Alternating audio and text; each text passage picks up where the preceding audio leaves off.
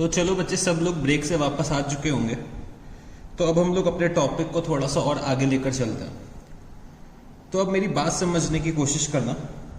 अभी हम लोग कुछ और थ्योरेटिकल बातें करने जा रहे हैं, फिर हम लोग फिर से वापस प्रैक्टिकल एस्पेक्ट पे आ जाएंगे। तो यहाँ पे समझने की कोशिश करना, ये मेरी कंपनी है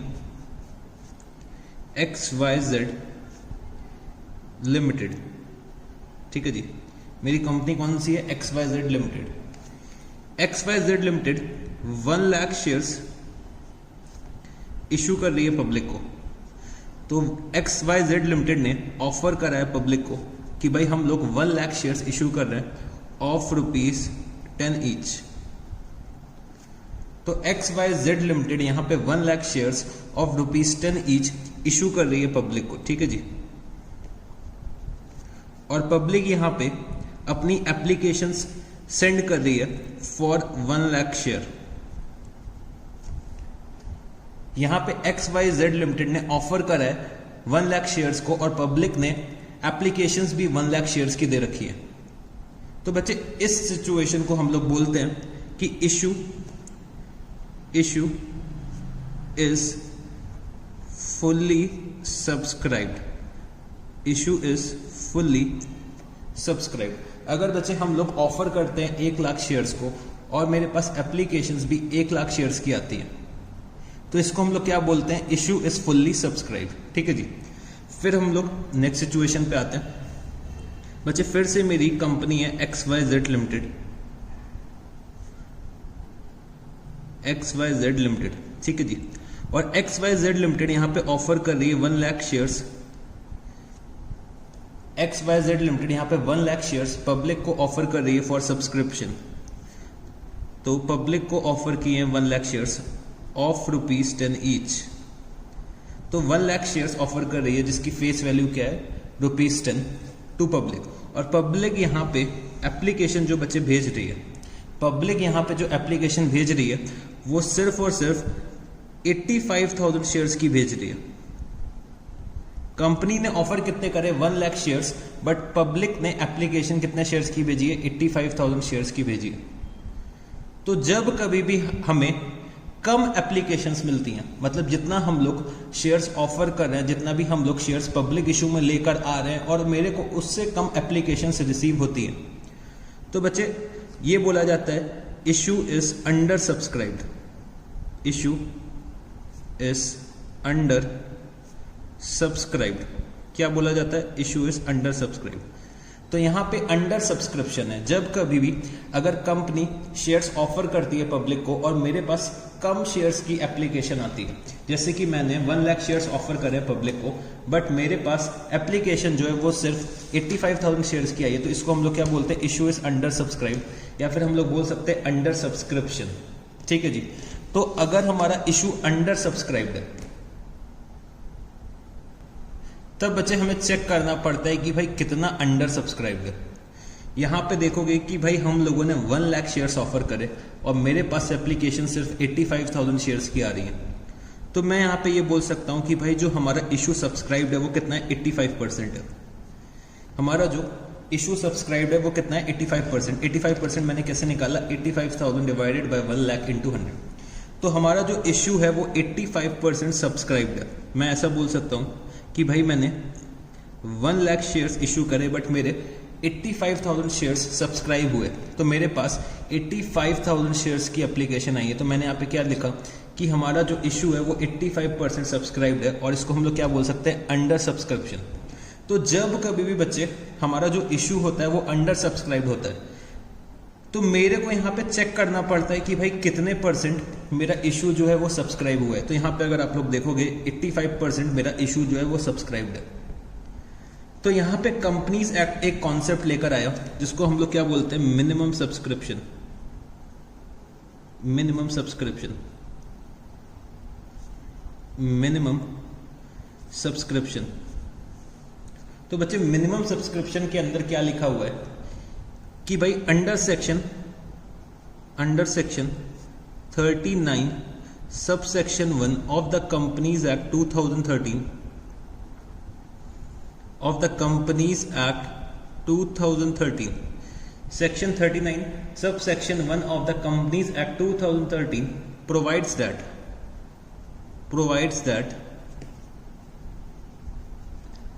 a company cannot allot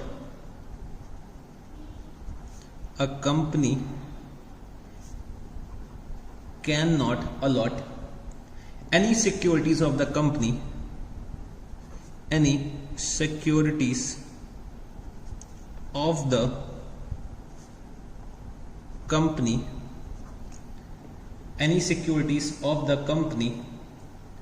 to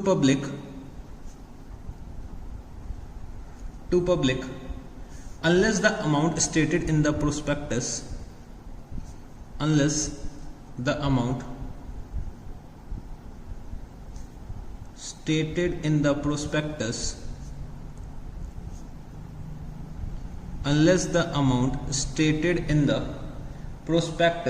as the minimum amount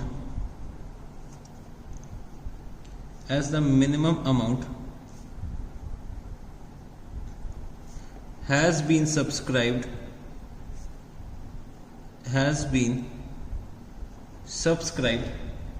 and the sum payable on application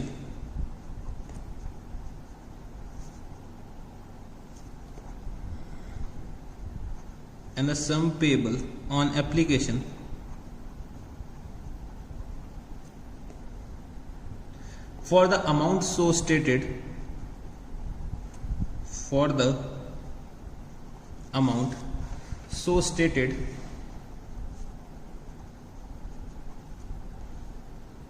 have been received by the company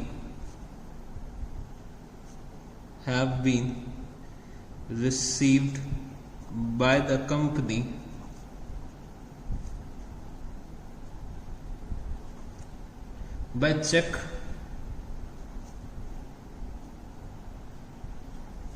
has been paid।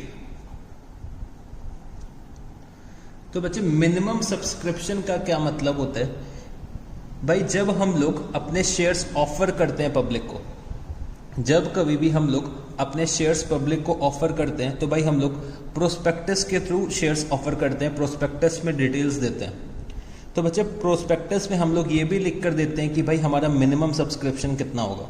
अगर बच्चे हमारा मिनिमम सब्सक्रिप्शन अचीव नहीं हो पा रहा है तो हमें यहाँ पे क्या करना पड़ेगा? पब्लिक का पैसा वापस करना पड़ेगा। मिनिमम सब्सक्रिप्शन क्या होता है कि भाई अगर मैं अपने शेयर्स को ऑफर कर रहा हूँ पब्लिक को सब्सक्राइब करने के लिए, तो पब्लिक अगर उतना पैसा मेरे को नहीं देती, जैसे कि मैंने यहाँ पे क्या करा, 1 लाख शेयर्स इशू करे, ठीक है जी, 1 लाख शेयर्स मैंने यहाँ पे पब्लिक को इशू करे और मैंने प्रोस्पेक्टस में ये लिख दिया कि भाई मिनिमम सब्सक्रिप्शन मेरा 90% होना चाहिए, मतलब 90,000 शेयर्स की मेरे पास एटलीस्ट एप्लीकेशन आनी चाहिए। अगर मेरे पास 90,000 शेयर्स की एप्लीकेशन नहीं आती है तो ये जो मेरा इश्यू होगा बच्चे वो इनवैलिड हो जाएगा और मेरे पास जितने भी पैसे आए होंगे पब्लिक से, मतलब 85,000 शेयर्स पे जो भी मेरे को अमाउंट रिसीव हुए वो बच्चे मेरे को पब्लिक को वापस करना पड़ेगा विद इन 15 डेज। मेरे को यहाँ पे पैसा जो है वो पब्लिक को वापस करना पड़ेगा विद इन 15 डेज, ठीक है जी। तो अगर मेरा मिनिमम सब्सक्रिप्शन अचीव नहीं होता है तो जो भी अमाउंट मैंने पब्लिक से रिसीव करा है वो बच्चे मेरे को यहाँ पे पब्लिक को वापस करना पड़ेगा, ठीक है जी। तो मिनिमम सब्सक्रिप्शन हम लोग फिक्स कर देते हैं जब हम लोग अपने शेयर्स को इशू करते हैं पब्लिक को। अगर मिनिमम सब्सक्रिप्शन हमारा अचीव नहीं हो रहा है तो बच्चे जितना भी पैसा मेरे को पब्लिक से मिला है वो मेरे को वापस करना पड़ेगा।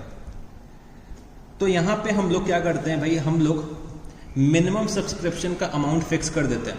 तो भाई कंपनीज एक्ट के अंदर क्या दे रखा हुआ है, कंपनीज एक्ट के अंदर दे रखा है कि मिनिमम सब्सक्रिप्शन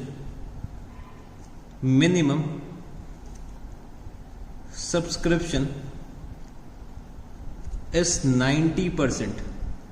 मतलब अगर मैं 1 लाख शेयर्स इशू कर रहा हूँ, 1 लाख शेयर्स इशू कर रहा हूँ तो मेरे पास एटलीस्ट 90,000 शेयर्स की एप्लीकेशन आनी चाहिए। अगर 90,000 शेयर्स से कम की एप्लीकेशंस आती हैं, मान लेते हैं कि भाई मेरे पास 85,000 शेयर्स की एप्लीकेशन आती है, तो भाई 85,000 शेयर्स पे मैंने जितना भी पैसा रिसीव करा है ऑन एप्लीकेशन, मेरे को भाई पूरा का पूरा पैसा वापस करना पड़ेगा अगर मिनिमम सब्सक्रिप्शन अचीव नहीं होता है। अगर मेरा 90,000 शेयर्स पे पैसा आ जाता है तो भाई वो मैं यूटिलाइज कर सकता हूँ, मैं पब्लिक को शेयर्स अलॉट कर सकता हूँ। बट अगर 90,000 शेयर से कम एप्लीकेशंस आती है मेरे पास तो मेरे को पूरा का पूरा पैसा वापस करना पड़ेगा विद इन 15 डेज। ठीक है जी, मेरे को विद इन 15 डेज क्या करना पड़ेगा, पूरा का पूरा पैसा हमें पब्लिक को वापस करना पड़ेगा। तो मिनिमम सब्सक्रिप्शन जो हमें अचीव करना होता है वो बच्चे विद इन 30 डेज अचीव करना पड़ता है from the date of issue of prospectus. तो ये आप लोग लिख सकते हो, ये भी एक थ्योरेटिकल क्वेश्चन बनता है कि भाई minimum subscription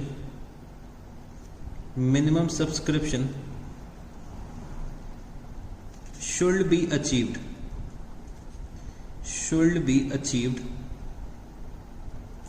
within 30 days from the issue of prospectus। अगर 30 डेज के अंदर मेरा मिनिमम सब्सक्रिप्शन अचीव नहीं होता है तो भाई मेरे को पूरा का पूरा पैसा पब्लिक को वापस करना होता है विद इन 15 डेज। अगर मैं 15 डेज के अंदर पूरा का पूरा पैसा वापस नहीं करता हूं तो मेरे को पैसा रिटर्न करना पड़ेगा after 15 days with rate of interest at the rate of 15% per annum. ठीक है जी, तो यहां पे ये चीज भी आप लोग लिख सकते हैं, if minimum subscription is not achieved, if minimum subscription is not achieved, then whole amount which is received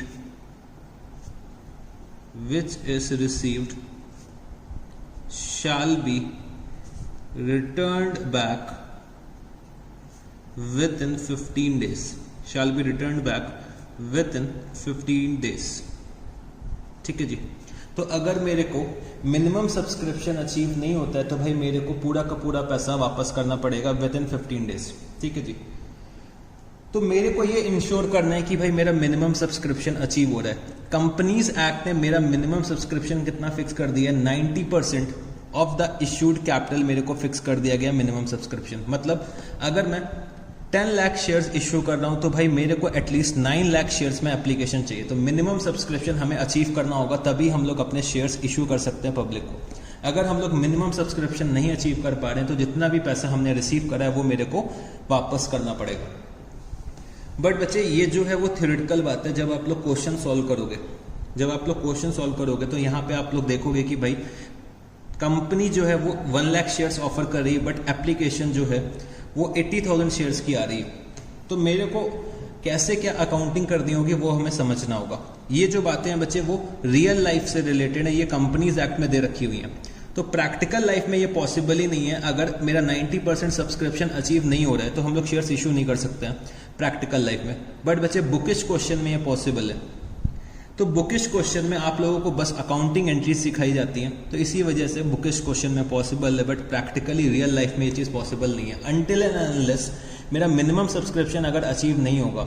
मतलब 90% ऑफ द इशूड कैपिटल अगर मेरे को एप्लीकेशन नहीं रिसीव होंगी तो भाई मेरा जो इशू है वो क्या हो जाएगा, इनवैलिड हो जाएगा और मेरे को पूरा का पूरा वापस पैसा जो है, जो मैंने मनी रिसीव करा है पब्लिक से, वो वापस करना पड़ेगा विद इन 15 डेज। अगर मैं विद इन 15 डेज वापस नहीं करता हूँ तो बच्चे मेरे को आफ्टर 15 डेज वापस करना पड़ेगा with interest at the rate of 15% per annum. ठीक है जी, तो ये तो हो गई बच्चे मिनिमम सब्सक्रिप्शन की बातें। तो हमेशा याद रखना कि जब हम लोग जितने भी शेयर्स ऑफर करते हैं, जैसे कि मैंने यहाँ पे 1 लाख शेयर्स ऑफर करे और मेरे पास यहाँ पे एप्लीकेशन आ रही 80,000 शेयर्स की। मैंने 1 लाख शेयर्स क्या करें, शेयर्स ऑफर्ड और मेरे पास 80,000 शेयर्स की एप्लीकेशन आ रही है। तो इसको हम लोग क्या बोलते हैं, अंडर सब्सक्रिप्शन बोलते हैं। तो अंडर सब्सक्रिप्शन के केस में रियल लाइफ में जब आप लोग जाओगे तो यहाँ पे चेक करोगे कि भाई 90% अचीव हो रहा है कि नहीं हो रहा है। तो अगर 90% नहीं अचीव हो रहा है तो हमें पूरा का पूरा पैसा वापस करना है। और अगर 90% अचीव हो गया तो भाई हमें क्या करना पड़ेगा, एप्लीकेशन का पैसा एक्सेप्ट करना पड़ेगा, एप्लीकेशंस एक्सेप्ट करनी पड़ेगी और मेरे को लेटर ऑफ अलॉटमेंट इशू करना पड़ेगा। ठीक है जी। तो चलो अब हम लोग चलते हैं प्रैक्टिकल बात में। इसी को मैं एक एग्जाम्पल में कन्वर्ट करने जा रहा हूं। तो मैंने यहाँ पे 1 लाख शेयर्स ऑफर करें और 1 लाख शेयर्स जो ऑफर करें उनकी फेस वैल्यू कितनी है भाई, फेस वैल्यू उनकी ₹10 है। तो मैंने यहाँ पे ब्रैकेट में लिख दिया ₹10 क्या है, फेस वैल्यू है। और 10 रुपए की चीज को मैं 10 रुपए में इशू कर रहा हूं, तो मेरा इशू प्राइस भी कितना है, ₹10 है। मेरा इशू प्राइस कितना है, ₹10। और इशू प्राइस जो मेरे को यहाँ पे रिसीव करना है वो बचे मेरे को इंस्टॉलमेंट्स में रिसीव करना है, मतलब मेरे को ₹4 एप्लीकेशन के टाइम चाहिए, मेरे को ₹4 एप्लीकेशन के टाइम पे चाहिए, मेरे को यहाँ पे ₹3 अलॉटमेंट के टाइम पे चाहिए और मेरे को रिमेनिंग ₹3 कॉल के टाइम चाहिए होगा। भाई मैंने प्रोस्पेक्टस में लिख के दिया कि भाई मेरे को 1 लाख शेयर्स ऑफर करने हैं पब्लिक को फॉर सब्सक्रिप्शन, जिसकी फेस वैल्यू ₹10 है और मैं इशू प्राइस भी ₹10 फिक्स कर रहा हूँ।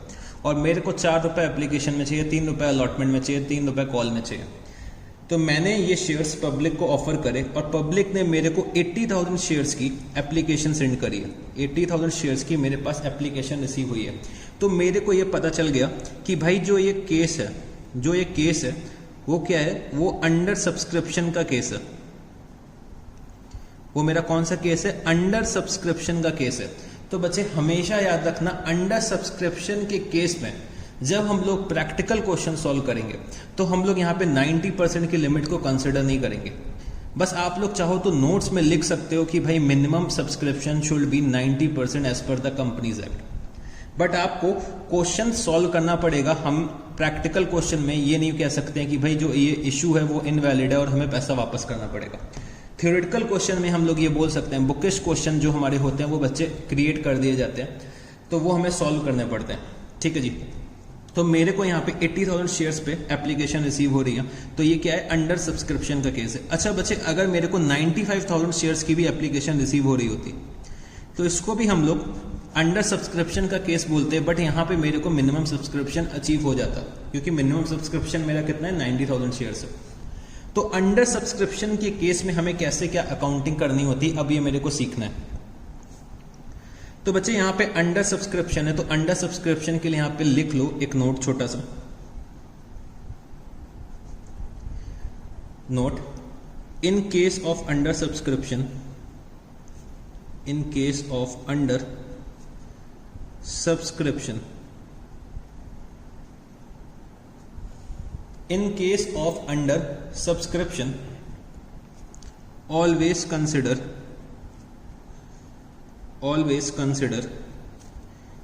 shares applied for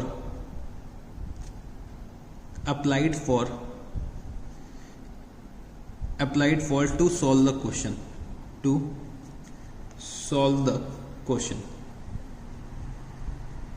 solve the question. तो मेरे को यहाँ पे क्या करना है, जर्नलाइज करना है। ठीक है जी, मेरे को यहाँ पे पूरा का पूरा इशू जर्नलाइज करना है। तो चलो अब हम लोग यहाँ पे जर्नल एंट्रीज पास करते हैं। तो मैंने यहाँ पे क्या लिखा, जर्नल। तो बच्चे यहाँ पे हम लोगों ने 1 लाख शेयर्स ऑफर करें पब्लिक को फॉर सब्सक्रिप्शन, बट मेरे को एप्लीकेशंस कितने की रिसीव हुई हैं, 80,000 शेयर्स की एप्लीकेशन रिसीव हुई हैं। तो भाई जितनी एप्लीकेशंस मेरे को यहाँ पे रिसीव होंगी भाई मैं वही तो कंसिडर करूंगा। तो मैंने आपको यही लिखवा रखा है कि भाई in case of under subscription always consider shares applied for का मतलब जो हम लोगों ने 80,000 शेयर्स अप्लाई करे। तो हमें शेयर्स ऑफर से मतलब नहीं होता है अंडर सब्सक्रिप्शन के केस में, हमेशा शेयर्स अप्लाइड फॉर हमें कंसिडर करना पड़ेगा in case of under subscription. ठीक है जी। तो मेरे को पूरा का पूरा क्वेश्चन जो सॉल्व करना है वो बच्चे 80,000 शेयर्स को ध्यान में रख के सॉल्व करना है। मेरे को 80,000 शेयर्स को कंसिडर करके मेरे को पूरा का पूरा क्वेश्चन सॉल्व करते हैं। तो चलो सॉल्व करते हैं। तो भाई हम लोगों ने 1 लाख शेयर्स ऑफर करे हैं पब्लिक को फॉर सब्सक्रिप्शन और मेरे पास 80,000 शेयर्स की एप्लीकेशन आ रही है।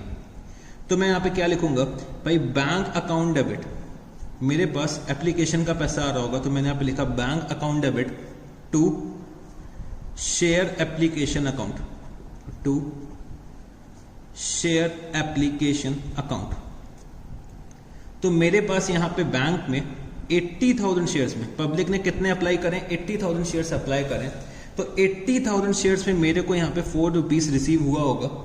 तो मेरे को टोटल 3,20,000 रुपीज रिसीव हो चुके होंगे। ठीक है जी, तो 3,20,000 रुपीज मेरे को रिसीव हुए हैं, तो उसकी मैंने यहाँ पे अकाउंटिंग कर ली।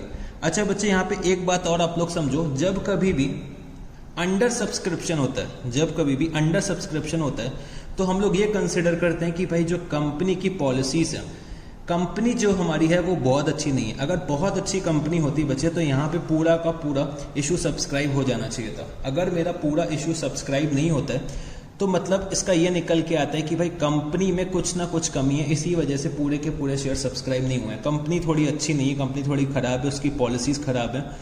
आप लोगों ने स्वेट एनालिसिस के बारे में पढ़ा होगा, तो हो सकता है कंपनी में कुछ वीकनेस हो, कुछ थ्रेड्स हो, इसी वजह से पूरा का पूरा इशू जो है वो सब्सक्राइब नहीं हुआ है। तो अंडर सब्सक्रिप्शन जब कभी भी होता है हमारे शेयर्स का, तो बच्चे उसको हम लोग समझते हैं कि भाई कंपनी की पोजीशन अच्छी नहीं है, इसी वजह से पूरा का पूरा इशू शेयर का सब्सक्राइब नहीं हुआ है। ठीक है जी, तो मैंने यहाँ पे क्या लिखा, bank account debit to share application account. मेरे को 80,000 शेयर्स में 4 रुपीज रिसीव हुए एप्लीकेशन के, तो वो मैंने यहाँ पे अकाउंट फॉर कर दिया। फिर बच्चे जब कभी भी एप्लीकेशन मेरे को रिसीव होती है तो मेरे को यहाँ पे क्या करना पड़ता है भाई, एप्लीकेशंस को एक्सेप्ट करना पड़ता है। तो भाई 1,80,000 शेयर्स की एप्लीकेशन आई है, तो भाई मैं पूरी की पूरी एप्लीकेशंस को एक्सेप्ट कर लूंगा। तो एप्लीकेशंस एक्सेप्ट करूंगा तो मेरे को एप्लीकेशन का पैसा शेयर कैपिटल में ट्रांसफर करना पड़ेगा। तो मैंने यहाँ पे लिखा share application account debit to share capital account. तो 80,000 शेयर्स पे मैंने 4 रुपीज ट्रांसफर कर दिए शेयर कैपिटल में, तो कितना हो गया ये 3,20,000 रुपीज। और बच्चे जब मैं एप्लीकेशंस एक्सेप्ट करता हूं तो मेरे को लेटर ऑफ अलॉटमेंट अपने शेयर होल्डर्स को भेजना पड़ता है। तो लेटर ऑफ अलॉटमेंट जब कभी भी हम लोग भेजते हैं तो भाई हम लोग उनसे अलॉटमेंट का पैसा मांगते हैं। तो अब मैं अलॉटमेंट का पैसा अपने शेयर होल्डर से मांग रहा हूँगा। तो भाई मैंने यहाँ पे क्या लिखा, share allotment account debit, share allotment account debit. और बच्चे हमें यह पता है कि अगर ये इक्विटी शेयर है तो मेरे को यहाँ पे लिखना पड़ेगा equity share application account, equity share capital account, equity share allotment account. ठीक है जी, तो share allotment account debit to share capital account. तो मैं यहाँ पे अलॉटमेंट में 80,000 शेयर्स पे मैं कितना पैसा मांग रहा हूँ पब्लिक से, 3 रुपीज मांग रहा हूँ। तो इसका मतलब क्या हो गया, मेरे को टोटल 2,40,000 रुपीज अलॉटमेंट में चाहिए होगा। मैंने पब्लिक से ये बोला कि भाई अलॉटमेंट का पैसा सबमिट कर दो, मेरे को यहाँ पे 80,000 शेयर्स पे 3 रुपीज चाहिए, तो टोटल मेरे को 2,40,000 रुपीज चाहिए होंगे। तो मैंने यहाँ पे अलॉटमेंट का पैसा पब्लिक से मांगा है, तो पब्लिक मेरे को अब अलॉटमेंट का पैसा पे करेगी। तो पब्लिक यहाँ पे मेरे को अलॉटमेंट का पैसा देने जा रही है। तो मैंने यहाँ पे क्या लिखा, bank account debit to share allotment account, bank account debit to share allotment account. तो भाई मेरे को यहाँ पे 80,000 शेयर्स में पर शेयर रुपीज कितने रिसीव हो रहे हैं, मेरे को पर शेयर 3 रुपीज रिसीव हो रहे हैं 80,000 शेयर पे। तो मेरे को यहाँ पे टोटल 2,40,000 रुपीज रिसीव हुए होंगे। मैंने कितना रिसीव करा होगा, 2,40,000 रुपीज रिसीव करा होगा 80,000 शेयर्स पे अलॉटमेंट में। तो भाई मैंने यहाँ पे अलॉटमेंट का पैसा रिसीव कर लिया। फिर बच्चे जब कॉल ड्यू होगी तो मेरे को कॉल का पैसा मांगना पड़ेगा अपने शेयर होल्डर से। तो अब मैं कॉल का पैसा मांगने जा रहा हूं अपने शेयर होल्डर से। तो मैं यहाँ पे क्या एंट्री पास करूंगा, शेयर कॉल अकाउंट। तो बच्चे यहाँ पे सिर्फ एक ही कॉल है, तो मैंने यहाँ पे क्या लिखा, शेयर कॉल अकाउंट। अगर मल्टीपल कॉल्स होती तो मैं लिख सकता हूँ share first call, second call, third call. Similarly जितनी भी कॉल्स होंगी उसके हिसाब से मैं क्वेश्चन को सॉल्व कर सकता हूँ। तो मैंने यहाँ पे लिखा share call account debit to share capital account. तो बच्चे मैं यहाँ पे अपने शेयर होल्डर से कॉल का पैसा मांग रहा हूँ। तो मेरे को यहाँ पे 80,000 शेयर्स पे पर शेयर मेरे को 3 रुपीज चाहिए होगा कॉल का। तो मेरे को टोटल कितने रुपीज चाहिए, 2,40,000 रुपीज। तो मैंने ये कॉल का पैसा मांगा और पब्लिक ने मेरे को कॉल का पैसा दे दिया होगा। तो मैं यहाँ पे क्या एंट्री पास करूंगा, bank account debit to share call account, bank account debit to share call account. तो मेरे को यहाँ पे 80,000 शेयर्स पे 3 रुपीज रिसीव हो गया होगा, तो मैं यहाँ पे क्या लिख दूंगा, 2,40,000 रुपीज। तो बच्चे हम लोगों ने ये वाला एग्जाम्पल भी सॉल्व कर लिया। तो ये मेरा एग्जाम्पल किसका था, अंडर सब्सक्रिप्शन का था। तो हमेशा अंडर सब्सक्रिप्शन के केस में हम लोग कंसिडर करते हैं कि भाई पब्लिक ने कितने शेयर्स अप्लाई करें। अगर मेरा अंडर सब्सक्रिप्शन का केस है तो हमेशा मेरे को क्वेश्चन जो सॉल्व करना है वो बच्चे शेयर्स अप्लाइड के बेसिस पे करना है। शेयर्स ऑफर्ड मेरे लिए रेलेवेंट नहीं रह जाएगा, मेरे को पूरा का पूरा question on the basis of shares applied solve करना होगा। मतलब मेरे को 80,000 शेयर्स कंसिडर करके सॉल्व करना पड़ेगा। 1 लाख शेयर्स जो हम लोगों ने ऑफर करे वो मेरे लिए रेलेवेंट नहीं होंगे। और अगर मैं थ्योरेटिकल बात करूं तो भाई थ्योरेटिकल अगर मैं बात करता हूं तो भाई जो ये इशू है, जो हमारा ये इशू है भाई, यहाँ पे 80% सब्सक्रिप्शन रिसीव हुआ है और हमारा minimum subscription as per companies act कितना दे रखा हुआ है, 90%। तो ये एक तरीके से इशू क्या है, वो इनवैलिड है। ये इशू हमारा इनवैलिड है। बट बच्चे आपसे प्रैक्टिकल क्वेश्चंस हो सकता है एग्जामिनर आपसे पूछ ले, तो आपको ये सॉल्व करना पड़ेगा। बट थ्योरेटिकली अगर आप लोग रियल लाइफ में देखोगे तो ये गलत सिचुएशन है भाई, यहाँ पे कभी भी अलॉटमेंट नहीं हो सकता है रियल लाइफ की अगर बात करो। बट क्वेश्चंस में आपसे सॉल्व करवा सकता है। तो अगर थ्योरेटिकल क्वेश्चन आता है तो आपको बताना होगा कि भाई मिनिमम सब्सक्रिप्शन इज 90%। तो मिनिमम सब्सक्रिप्शन जो होता है बच्चे वो हम लोग प्रोस्पेक्टस में स्टेट भी कर देते हैं। ठीक है जी। तो हम लोगों ने अंडर सब्सक्रिप्शन का भी केस सॉल्व कर लिया। अब चलो थोड़ा सा और आगे हम लोग टॉपिक को लेकर चलते हैं। तो बच्चे नेक्स्ट सिनेरियो को समझने की कोशिश करना। अगर मैं यहाँ पे 1 लाख शेयर्स ऑफर कर रहा हूँ पब्लिक को, मैंने यहाँ पे 1 लाख शेयर्स ऑफर करे पब्लिक को, और पब्लिक ने यहाँ पे मेरे को एप्लीकेशन जो दी हैं, मेरे को यहाँ पे जो एप्लीकेशंस रिसीव हो रही हैं पब्लिक से, वो बच्चे यहाँ पे 1,50,000 एप्लीकेशन रिसीव हुई हैं। भाई मैं 1 लाख शेयर्स ऑफर कर रहा हूँ, बट एक्चुअली में मेरे को एप्लीकेशन कितनी रिसीव हुई है, 1,50,000 रुपीज, मतलब 1,50,000 शेयर्स की एप्लीकेशन रिसीव हुई है और मैंने 1 लाख शेयर्स ऑफर करे। तो 1 लाख शेयर्स ऑफ ₹10 ईच मैं ऑफर कर रहा हूँ और मेरे को एप्लीकेशन रिसीव हो रही है 1,50,000 शेयर्स पे। तो भाई मैं एप्लीकेशन के टाइम 3 रुपीज मांग रहा हूँ। मैं एप्लीकेशन के टाइम में कितने रुपीस मांग रहा हूँ, 3 रुपीस मांग रहा हूँ, और मेरे को 1,50,000 शेयर्स पे एप्लीकेशन रिसीव हो रही है। अगर आप लोगों ने रियल लाइफ में जब कभी भी कॉलेज का फॉर्म भरा होगा या फिर स्कूल में जब एडमिशन लेते टाइम आपने फॉर्म भरा होगा, तो कभी आप लोग देखते होंगे कि भाई अगर स्कूल में 50 सीट्स हैं, जितने भी अच्छे स्कूल होते हैं, अगर आप लोग देखोगे कि भाई अगर स्कूल में एक पर्टिकुलर क्लास के लिए अगर 50 सीट्स हैं, तो यहाँ पे एप्लीकेशंस बच्चे 100 बच्चों की आती है और उनमें से सेलेक्ट कितने करे जाते हैं, 50 बच्चे। तो यहाँ पे भी यही होता है कि भाई अगर कोई एक अच्छा कंपनी है, अगर कोई एक अच्छी कंपनी है और वो अपना इशू लेकर आ रही है, मतलब एक अच्छा इशू आ रहा है अगर मार्केट में, तो पब्लिक को पता होता है कि भाई अगर जैसे रिलायंस यहाँ पे इशू करती है अपने शेयर्स को, तो सबको पता है कि भाई रिलायंस जो है वो एक बहुत अच्छी कंपनी है, तो सब लोग उसमें पैसा लगाना चाहते हैं। तो पब्लिक यहाँ पे एप्लीकेशंस भेजेगी रिलायंस को। तो यहाँ पे क्या हो गया कि भाई जितना शेयर्स ऑफर करा था उससे ज्यादा मेरे को एप्लीकेशंस रिसीव हो गई हैं। तो जब कभी भी मेरे को एप्लीकेशंस रिसीव होती हैं वो बच्चे ज्यादा होती हैं in comparison to shares offered. अगर एप्लीकेशंस मेरे को ज्यादा शेयर्स में रिसीव हो रही है बट शेयर्स जो ऑफर्ड हैं वो बच्चे कम है, तो उस सिचुएशन को हम लोग क्या बोल सकते हैं बच्चे, उस सिचुएशन को हम लोग बोल सकते हैं ओवर सब्सक्रिप्शन। ओवर सब्सक्रिप्शन हम लोग यहाँ पे क्या बोल सकते हैं कि इशू इज ओवर सब्सक्राइब्ड। तो ये बच्चे मेरा क्या है, ओवर सब्सक्रिप्शन का केस है। जब कभी भी हम लोग शेयर्स ऑफर करते हैं और मेरे को एप्लीकेशंस रिसीव होती हैं और जो एप्लीकेशंस रिसीव हो रही हैं वो बच्चे ज्यादा है, वो मतलब एप्लीकेशंस का नंबर ज्यादा है in comparison to shares offered, तो मेरा इशू जो होता है वो ओवर सब्सक्राइब हो जाता है और ये मेरा ओवर सब्सक्रिप्शन का केस है।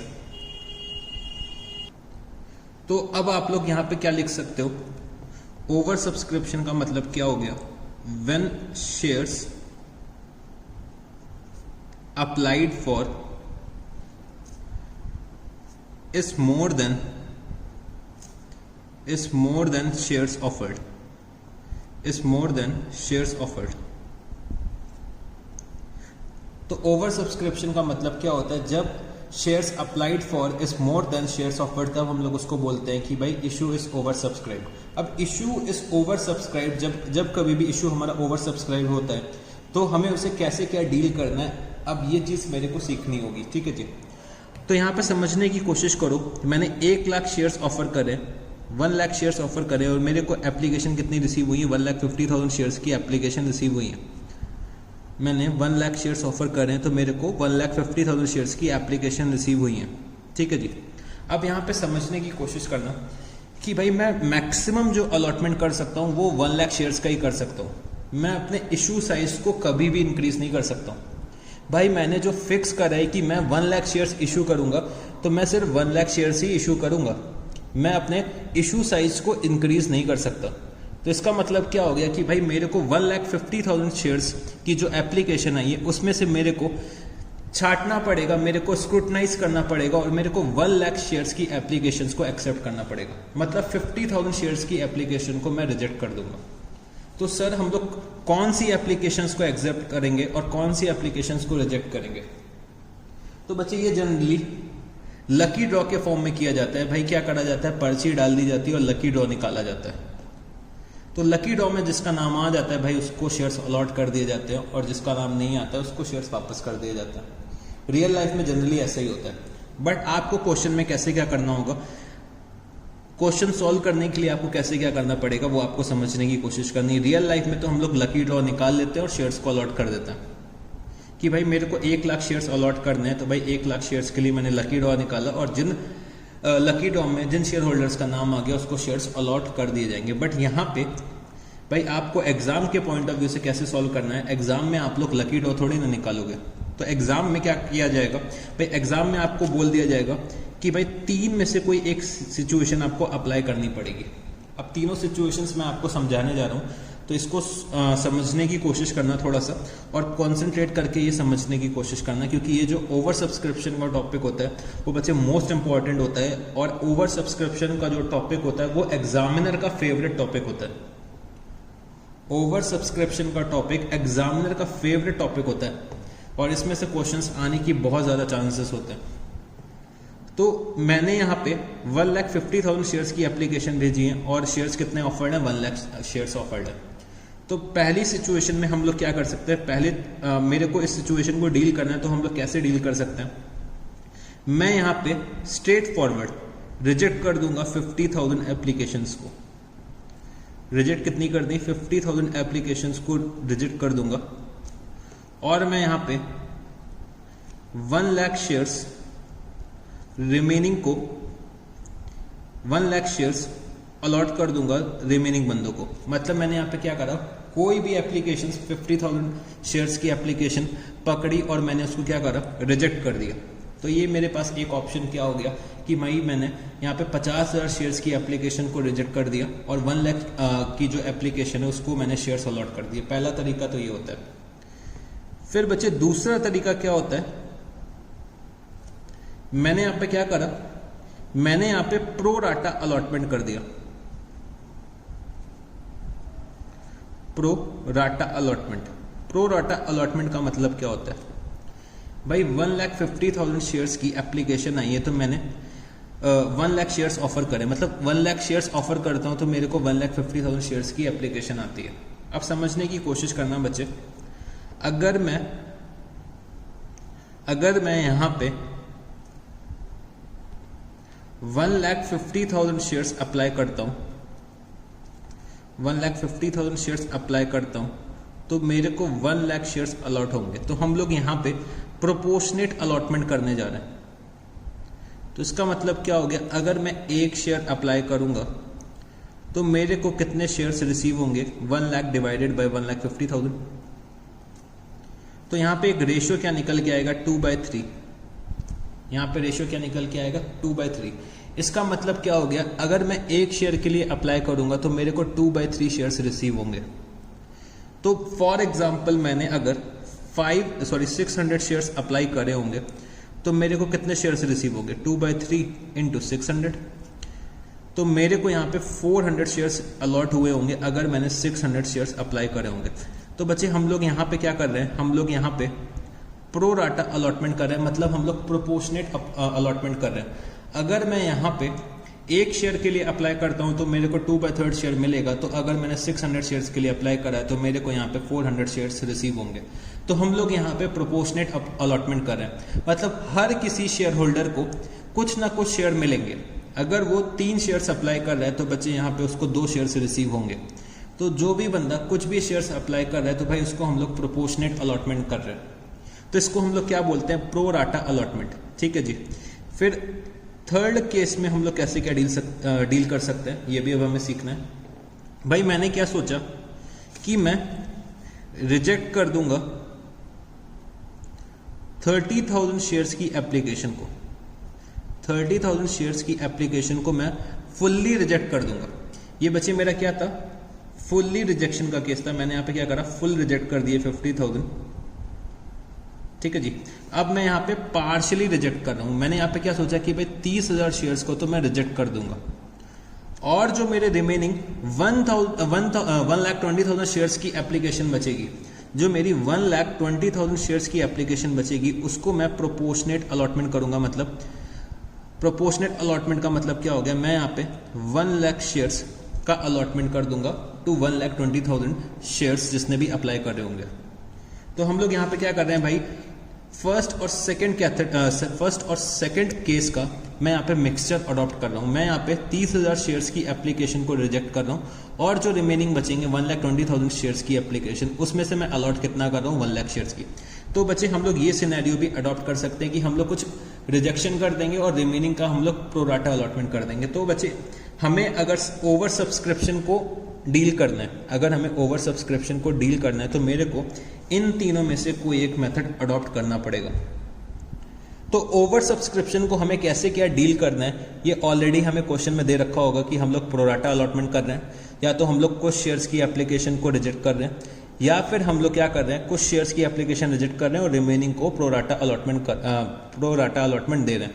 या तो बच्चे इस तरीके से भी थर्ड सिनेरियो क्रिएट किया जा सकता है कि हम लोग एक्सेप्ट कर ले रहे हैं भाई 30,000 शेयर्स की एप्लीकेशन को। कोई 30,000 शेयर्स की एप्लीकेशन मैंने एक्सेप्ट कर ली, वो मेरा क्रीम लॉट था।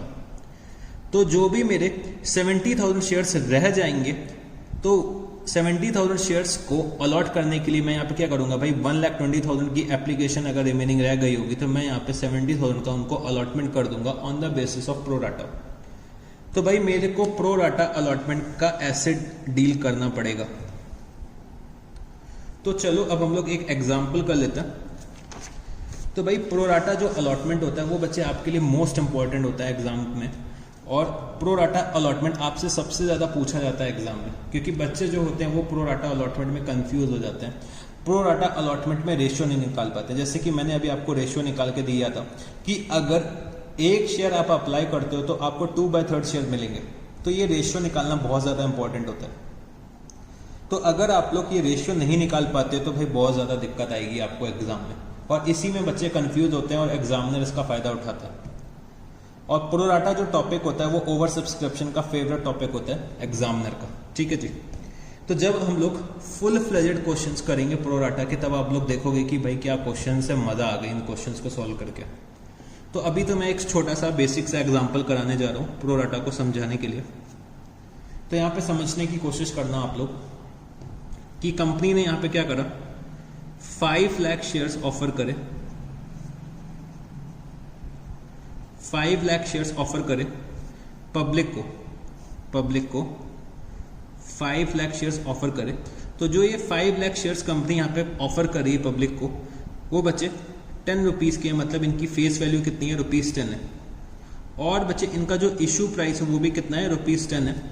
और जो ये मेरे को ₹10 चाहिए होंगे बच्चे, मेरे को यहाँ पे 2 रुपीज़ एप्लीकेशन के टाइम पे चाहिए, 5 रुपीज़ मेरे को अलॉटमेंट के टाइम पे चाहिए, और मेरे को 3 रुपीज़ कॉल के टाइम पे चाहिए होंगे। ठीक है जी। तो जैसे कि मेरे को 2 रुपीज़ एप्लीकेशन के टाइम पे चाहिए, अलॉटमेंट और बच्चे कॉल। पब्लिक ने मेरे पास एप्लीकेशन जो भेजी हैं, पब्लिक ने मेरे पास एप्लीकेशन जो सेंड करी हैं, वो बच्चे 6,50,000 शेयर्स की एप्लीकेशन सेंड करी है। पब्लिक ने मेरे को एप्लीकेशंस कितने शेयर्स की सेंड करी है? 6,50,000 शेयर्स की सेंड करी। तो जब कभी भी ओवर सब्सक्रिप्शन होता है बच्चे, हमेशा समझ लेना कि कंपनी जो है वो बहुत अच्छी कंपनी है, उसकी पॉलिसीज बहुत अच्छी हैं, कंपनी में बहुत सारी स्ट्रेंथ्स हैं और कंपनी के पास बहुत सारी अपॉर्चुनिटीज है। इसीलिए जो कंपनी का इशू है वो ओवर सब्सक्राइब हो रहा है। अगर कंपनी अच्छी नहीं होगी तो भाई इन्वेस्टर उसमें पैसा क्यों लगाएगा? कंपनी अगर अच्छी है तभी तो इन्वेस्टर उसमें पैसा लगा रहा है, पब्लिक उसमें पैसा तभी तो लगाएगी भाई जब कंपनी अच्छी होगी। और अगर कंपनी अच्छी नहीं होगी तो भाई पब्लिक उसमें पैसा क्यों लगाना चाहेगी? तो अगर कंपनी अच्छी नहीं होती तो बच्चे क्या होता है, अंडर सब्सक्रिप्शन हो जाता है। और कंपनी अगर बहुत अच्छी होती है तो हमेशा देखना आप लोग ओवर सब्सक्रिप्शन हो जाता है। तो यहाँ पे मेरा जो इश्यू है वो क्या हो रहा है, ओवर सब्सक्राइब हो रहा है। तो ओवर सब्सक्रिप्शन को डील करने के लिए, ओवर सब्सक्रिप्शन को डील करने के लिए कंपनी ने यहाँ पे क्या सोचा कि भाई हम लोग यहाँ पे शेयर को अलॉट करने का एक क्राइटेरिया निकालेंगे। कंपनी ने ये सोचा कि भाई मेरे पास एक्सेस एप्लीकेशन आ गई है, मेरे पास 6,50,000 शेयर्स की एप्लीकेशन आ गई है, तो यहाँ पे 6,50,000 शेयर्स की एप्लीकेशन को डील करने के लिए हम लोग एक क्राइटेरिया निकालेंगे और उस क्राइटेरिया के बेसिस में हम लोग शेयर्स का अलॉटमेंट करेंगे। तो चलो अब समझने की कोशिश करना है यहाँ पे कि कंपनी ने यहाँ पे क्या सोचा कि हम लोग यहाँ पे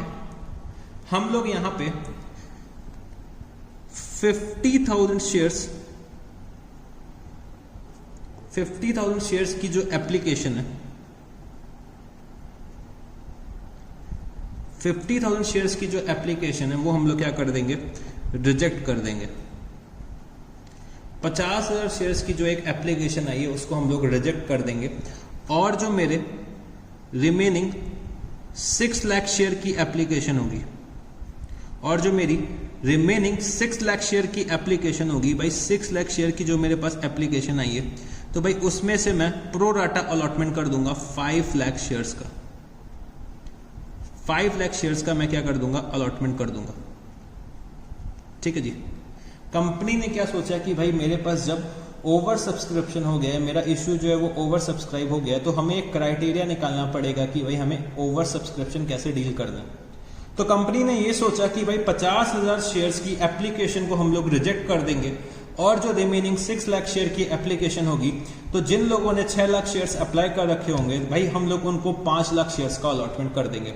हम लोग बच्चे कभी भी इशू साइज को इंक्रीज नहीं कर सकते। तो मेरे को एप्लीकेशंस को कैसे डील करना है उसके लिए एक क्राइटेरिया बनाना पड़ेगा। तो ये कंपनी की इंटरनल पॉलिसी होती है कि वो किस बंदे को शेयर्स अलॉट करे और किस बंदे को शेयर्स ना अलॉट करे, ये कंपनी के ऊपर होता है। ठीक है जी। तो कंपनी ने ये सोचा कि भाई 6 लाख शेयर की जो ये एप्लीकेशंस आई इनको मैं 5 लाख शेयर्स अलॉट कर दूंगा। तो इसको मैं क्या बोल सकता हूँ, pro rata allotment. Pro rata allotment. अब बच्चे मेरे को यहाँ पे क्या करना है, जर्नलाइज करना है। यहाँ पे एक चीज और लिख लेना कि कंपनी ने क्या सोचा है कि भाई excess amount received on application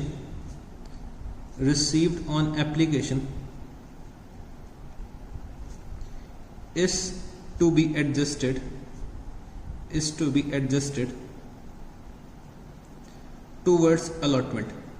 तो सर ये आपने क्या लिखवाया है, अभी तक हमें समझ भी नहीं आया।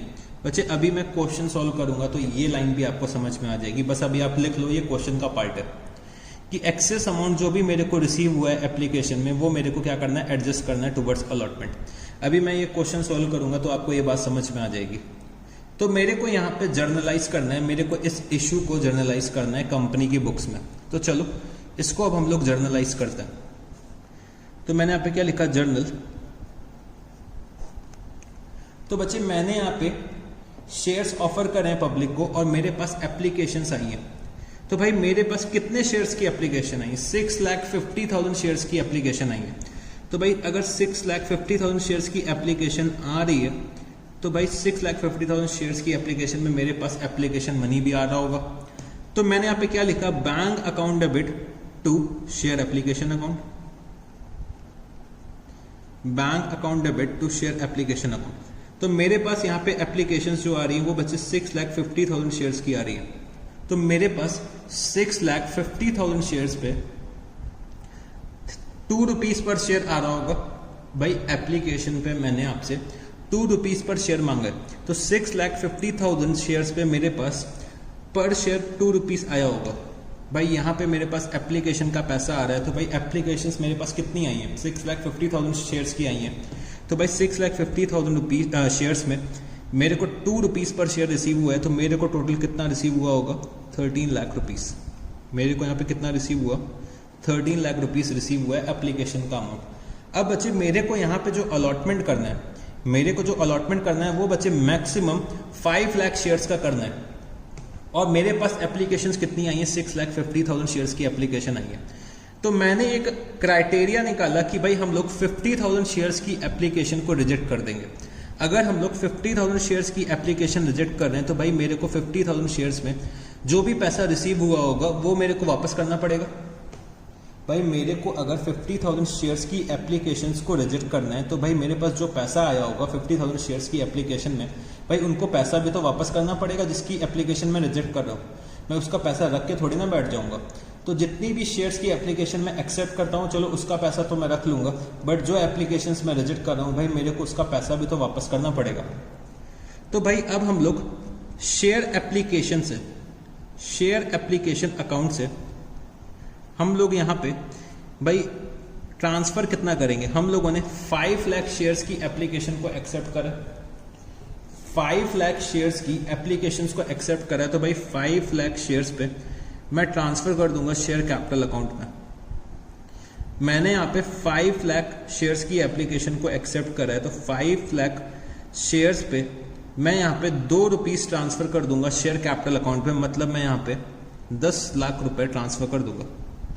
मैं यहाँ पे 10 लाख रुपीस ट्रांसफर कर दूंगा शेयर कैपिटल अकाउंट में, जो मेरे को एक्चुअली में चाहिए होगा। मेरे को 5 लाख शेयर्स पे ₹2 चाहिए था एप्लीकेशन का, वो मैंने यहाँ पे शेयर कैपिटल अकाउंट में ट्रांसफर कर दिया। बट बच्चे मेरे को यहाँ पे शेयर एप्लीकेशन के टाइम कितना अमाउंट रिसीव हुआ है? 13 लाख रुपीस रिसीव हुआ है। तो भाई 5 लाख शेयर्स की एप्लीकेशन को मैंने यहाँ पे एक्सेप्ट कर लिया।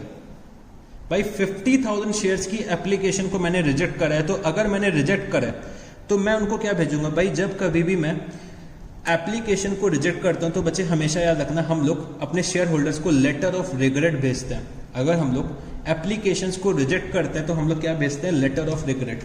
तो यहाँ पे चाहो तो आप लोग लिख लो कि जब हम लोग एप्लीकेशन को रिजेक्ट करते हैं तो हम लोग क्या भेजते हैं? Letter of regret. Letter of regret हम लोग भेजते हैं पब्लिक को जिनकी शेयर्स की एप्लीकेशन को हम लोग रिजेक्ट करते हैं। तो लेटर ऑफ रिग्रेट में हम लोग ये लिखते हैं कि भाई हम लोग आपकी एप्लीकेशंस को एक्सेप्ट नहीं कर सकते हैं और हम लोग आपका जो पैसा है वो रिफंड करें। जो आप लोग ने एप्लीकेशन के टाइम में हम लोगों को पैसा दिया था वो मैं आपका पैसा रिफंड कर रहा हूँ। तो अब बच्चे मैं लेटर ऑफ रिग्रेट पब्लिक को वापस करूंगा जिनकी एप्लीकेशंस मैंने रिजेक्ट करी हैं। तो भाई लेटर ऑफ रिग्रेट मैं लिख रहा हूँ, तो साथ ही साथ मैं उनका पैसा भी वापस करूंगा। तो मैंने यहाँ पे क्या लिखा? To bank account. मैं उनका पैसा यहाँ पे वापस कर रहा हूँ। तो मैं यहाँ पे 50,000 शेयर्स की एप्लीकेशन को रिजेक्ट कर रहा हूँ। तो 50,000 शेयर्स पे मेरे को कितना रिसीव हुआ है?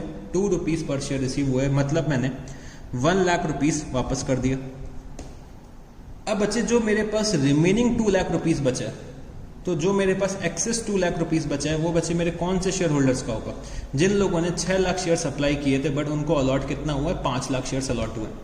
मतलब इन लोगों ने क्या करा होगा? 6 लाख शेयर्स पे 6 लाख शेयर्स पे ₹2 दिए होंगे, मतलब मेरे को 12 लाख रुपीस दे दिए। बट मैंने यूज कितना करा है? 5 लाख शेयर्स पे ₹2, मतलब 10 लाख रुपीस यूज करा। इन लोगों ने मेरे को 6 लाख शेयर पे ₹2 दिया होगा, मतलब 12 लाख रुपीस दिया। बट एक्चुअली में मैंने ₹2 ट्रांसफर करे हैं शेयर कैपिटल अकाउंट पे, मतलब 10 लाख रुपीस ट्रांसफर करें। तो भाई मैंने यहाँ पे 10 लाख रुपीस तो ट्रांसफर कर दिए।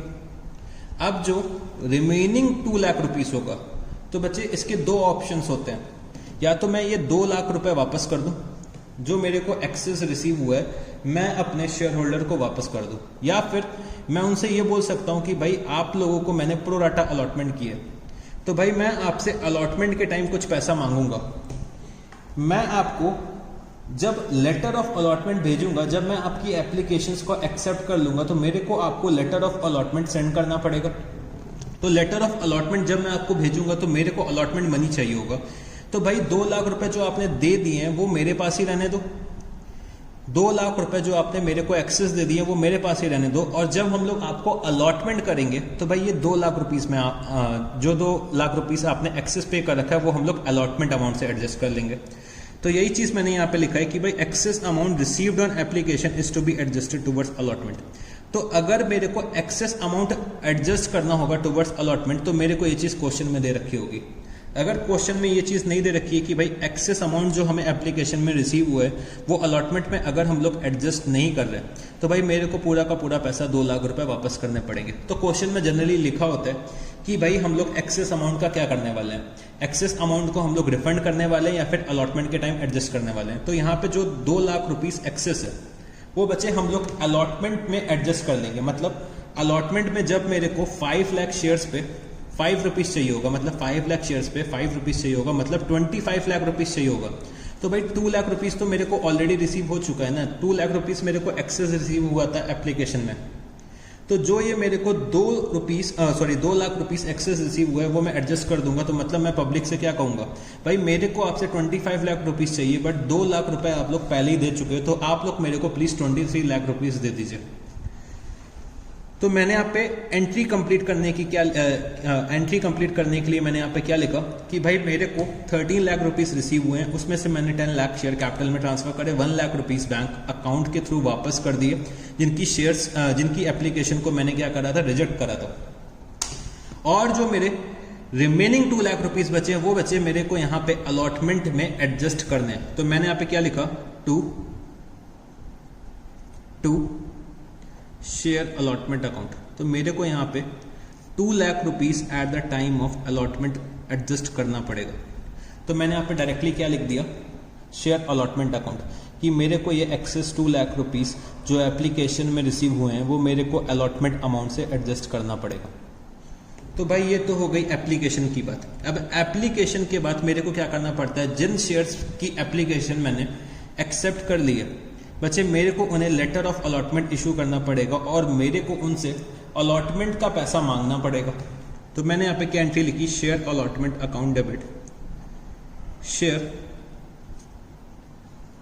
Allotment account debit, share allotment account debit to share allotment account debit to share capital account. तो मैं यहाँ पे पब्लिक से अलॉटमेंट का पैसा मांग रहा हूं। पब्लिक से भाई मेरे को कितना पैसा मांगना है, 5 लाख शेयर्स पे 5 रुपीस। तो मेरे को 25 लाख रुपीस टोटल चाहिए होगा अलॉटमेंट के टाइम। मेरे को यहाँ पे टोटल कितना चाहिए अलॉटमेंट के टाइम, 25 लाख रुपीस। तो भाई 25 लाख रुपीस मेरे को अलॉटमेंट के टाइम चाहिए और ऑलरेडी मेरे को कितना रिसीव हो चुका है, 2 लाख रुपीस। तो मैं यहाँ पे पब्लिक से क्या बोलूंगा कि भाई 2 लाख रुपए मेरे पास ऑलरेडी आपका पड़ा हुआ है, आप प्लीज मेरे को 23 लाख रुपीस दे दीजिए। तो पब्लिक यहाँ पे क्या करेगी, मेरे को 23 लाख रुपीस दे देगी। तो मैंने यहाँ पे क्या लिखा, bank account debit to share allotment account. तो भाई मेरे को 25 लाख रुपीस चाहिए था but 2 lakh rupees already deposited है। तो भाई मेरे को 23 लाख रुपीस पब्लिक ने पे करा होगा। तो 23 लाख रुपीस मैंने यहाँ पे रिकॉर्ड कर लिए। तो बच्चे अलॉटमेंट के बाद अब हम लोग कॉल का पैसा पब्लिक से मांगेंगे।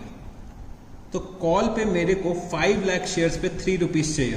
तो मैंने यहाँ पे क्या लिखा, शेयर कॉल अकाउंट डेबिट। मैं यहाँ पे पब्लिक से कॉल का पैसा मांग रहा हूं, तो share call account debit to share capital account, share call account debit to share capital account. तो मैं यहाँ पे कॉल का पैसा पब्लिक से मांग रहा हूं। तो मेरे को यहाँ पे 5 लाख शेयर्स पे 3 रुपीस चाहिए।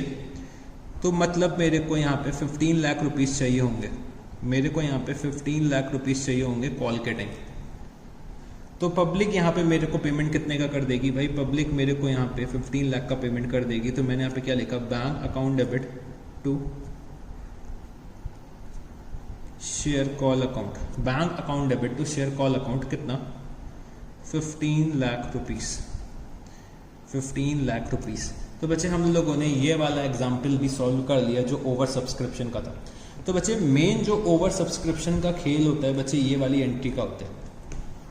अभी हम लोग ओवर सब्सक्रिप्शन के एडवांस केसेस भी देखेंगे। अभी तो बच्चे आप लोग बहुत बेसिक क्वेश्चंस सॉल्व कर रहे हो, अभी हम लोग हाई लेवल क्वेश्चंस पे पहुंचे ही नहीं। अभी बस मैं आपको बेसिक कॉन्सेप्ट समझा रहा हूँ कि भाई इस कॉन्सेप्ट का मतलब क्या होता है। अभी मैं सिर्फ और सिर्फ आपको कॉन्सेप्ट समझाने की कोशिश कर रहा हूँ, फिर धीमे धीमे हम लोगों के जो लेवल है क्वेश्चंस के वो इंक्रीज होते चले जाएंगे। हमारा जो लेवल है क्वेश्चन सॉल्व करने का वो इंक्रीज करना होगा, क्योंकि इतने इजी क्वेश्चंस आपके एग्जाम में नहीं आएंगे। तो यहाँ पे हम लोगों ने बच्चे एक और एग्जाम्पल सॉल्व कर लिया। ये मेरा एग्जाम्पल जो था वो ओवर सब्सक्रिप्शन का था, ठीक है जी। तो चलो टॉपिक को थोड़ा सा और आगे लेकर चलते हैं।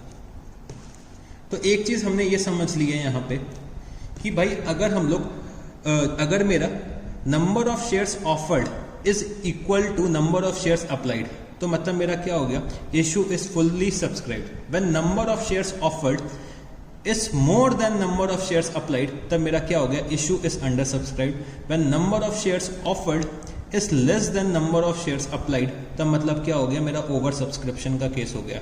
हम लोगों ने ये भी पढ़ा कि भाई मेरा मिनिमम सब्सक्रिप्शन कितना होता है, 90% होता है। अगर मेरा मिनिमम सब्सक्रिप्शन अचीव नहीं हो रहा है तो भाई मेरे को पूरा का पूरा पैसा रिफंड करना पड़ेगा। मेरा जो इशू है वो इनवैलिड हो जाएगा और मेरे को पूरा पैसा रिफंड करना पड़ेगा विद इन 15 डेज, ठीक है जी। अगर मैं 15 डेज में वापस नहीं करता हूं तो मेरे को पैसा जो है वो वापस करना पड़ेगा along with rate of interest at the rate of 15% per annum.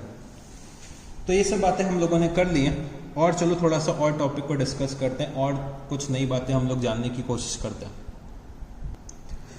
तो बच्चे अभी तक हम लोगों ने ये पढ़ा है कि भाई अगर मेरा 10 रुपए का शेयर है, 10 रुपए उसकी क्या है, 10 रुपए का अगर मेरा शेयर है, मेरा एक शेयर 10 रुपए का है, मतलब 10 रुपए उसकी फेस वैल्यू है। और अगर हम लोग इसे 10 रुपए में इशू कर रहे हैं तो हम लोग क्या बोलते हैं कि भाई इशू इज एट पार। तो एट पार की तो हम लोगों ने बातें कर दी हैं। अब बच्चे मेरे को बातें करनी है कि भाई अगर 10 रुपए का share,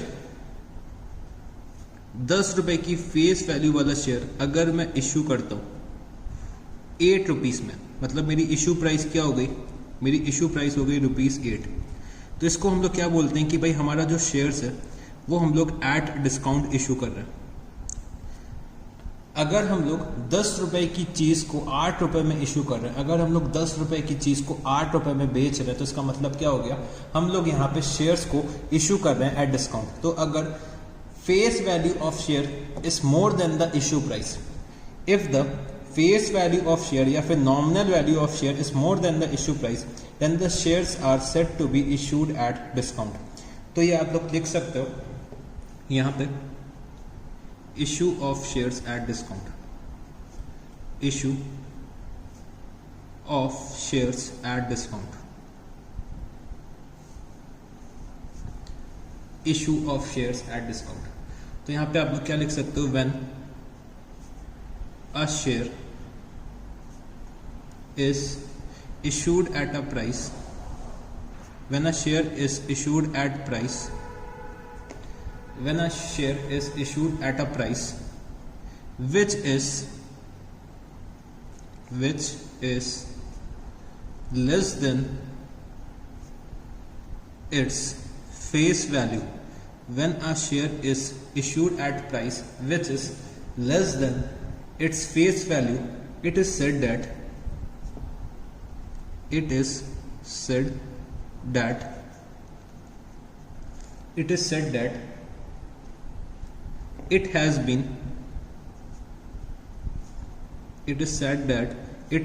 issued at a discount. It has been said that it has been issued at a discount. तो यहाँ पे आप लोग एक एग्जाम्पल लिख सकते हो। For example if a share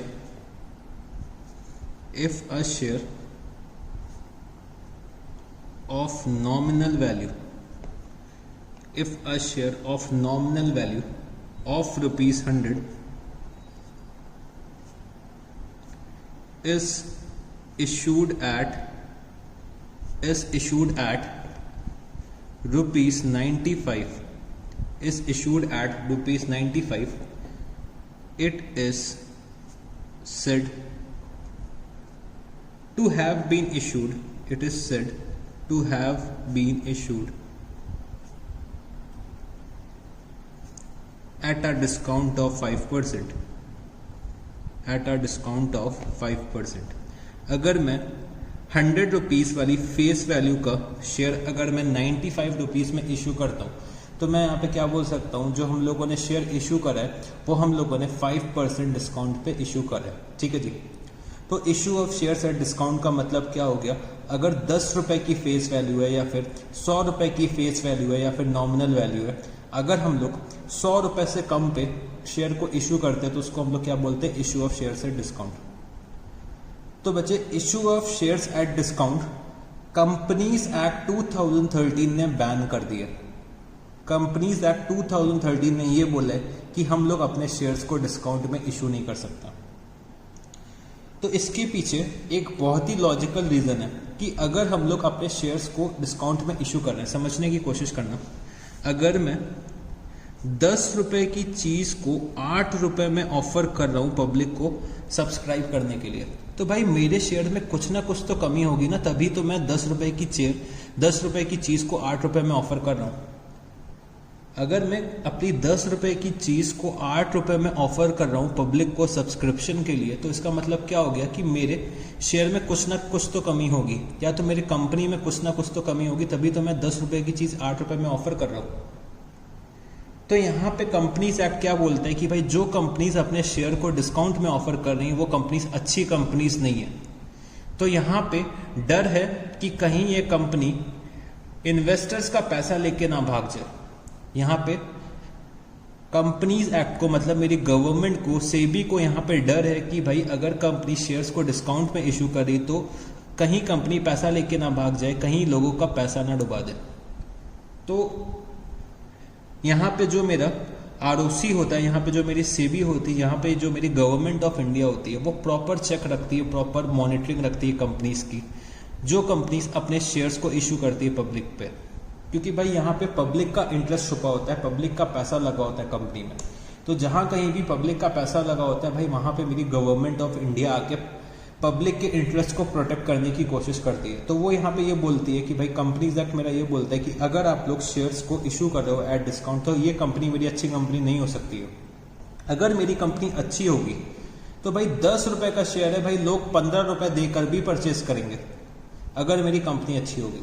but अगर मेरी कंपनी अच्छी नहीं है तो भाई हम लोग 10 रुपए का शेयर अगर 8 रुपए में भी ऑफर करेंगे तो हो सकता है मेरे जो पब्लिक है, मेरी जो पब्लिक है वो शेयर्स को ना परचेस करे। तो अगर 10 रुपए की चीज को हम लोग 8 रुपए में ऑफर करें तो इसका मतलब क्या है कि हम लोग इशू कर रहे हैं डिस्काउंट में। और कंपनीज एक्ट 2013 ने issue of shares at discount ban कर दिया। तो हमें issue of shares at discount की अकाउंटिंग नहीं सीखनी है, बस ये एक थ्योरेटिकल टॉपिक था। बट बच्चे जो इससे पहले कंपनीज एक्ट 1956 था, मतलब कंपनीज एक्ट 2013 से पहले जो कंपनीज एक्ट था, कंपनीज एक्ट 1956, उसमें बच्चे हम लोगों को अलाउड था कि भाई हम लोग शेयर्स को डिस्काउंट में इशू कर सकते हैं। बट जब ये नया मेरा कंपनीज एक्ट 2013 आया, इसमें ये बैन लगा दिया गया कि भाई हम लोग शेयर्स को डिस्काउंट में इशू नहीं कर सकते हैं। तो हमें शेयर्स की अकाउंटिंग नहीं सीखनी होगी अगर हम लोग शेयर्स को डिस्काउंट में इशू कर रहे हैं, क्योंकि ये क्या हो चुका है, बैन हो चुका है। तो यहाँ पे आप लोग क्या लिख सकते हो, as per section 53, as per section 53। बच्चे आप लोगों को ये सेक्शन नंबर्स याद करने होंगे, आप लोगों को ये सेक्शन नंबर याद करने होंगे। ये सेक्शन नंबर मैं याद करने के लिए इसलिए बोल रहा हूँ कि भाई जब हम लोग अपने आंसर को लिखें तो भाई हम लोग बड़े बड़े सेक्शंस को कोड करें तो एग्जामिनर को ये लगेगा कि भाई मेरे को टॉपिक आता है। भाई सारे के सारे बच्चे सेम आंसर लिखेंगे तो क्या मजा आएगा। अगर आप लोग सेक्शंस कोड कर रहे हो, प्रॉपरली प्रेजेंट कर रहे हो अपने आंसर को, तभी तो आपकी कॉपी जो है वो डिफरेंशिएट हो पाएगी बाकी बच्चों से। तो आप लोगों को ये सब सेक्शंस याद करने हैं कंपनीज एक्ट के। तो as per section 53 of the companies act 2013, of the companies act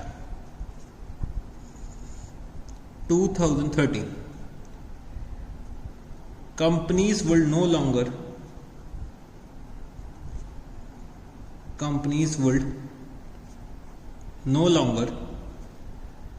be permitted be permitted to issue shares, companies will no longer be permitted to issue shares at a discount. As per section 53 of the Companies Act 2013, companies would no longer be permitted to issue shares at a discount. ठीक है जी। तो section 53 of the companies act में लिख दिया गया कि भाई हम लोग शेयर्स को डिस्काउंट में इशू नहीं कर सकते, तो भाई हमें issue of shares at discount की अकाउंटिंग नहीं सीखनी है। बट बच्चे जब कंपनीज एक्ट 1956 था तब हम लोग issue of shares at discount की भी अकाउंटिंग सीखते थे कि हमें issue of shares at discount की कैसे क्या अकाउंटिंग करनी है।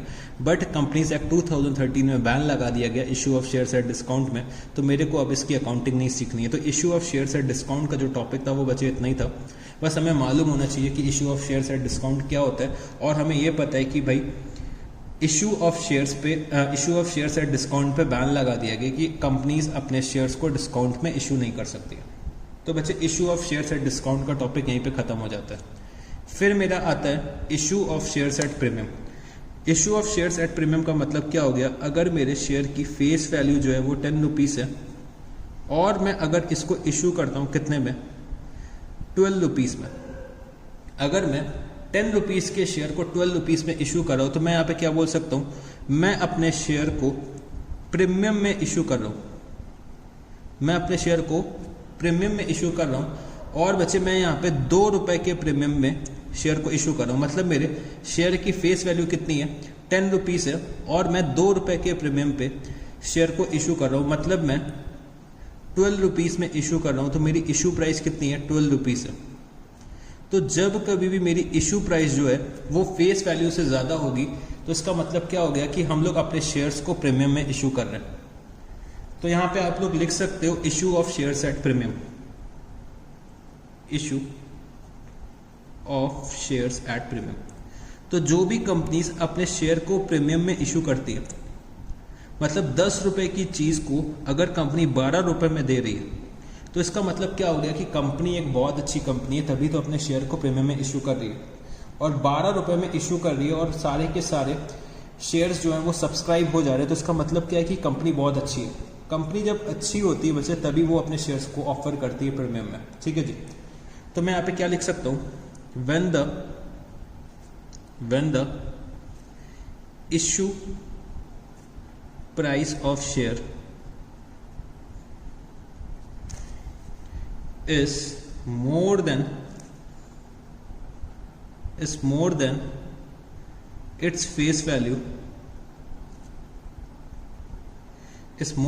face value, then the shares are said to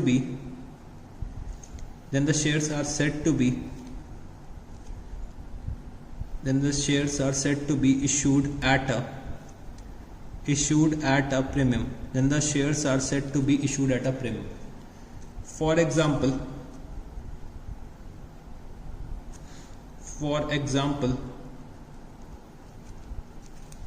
if a share of nominal value of rupees 100 is issued at rupees 105, it is said to have been issued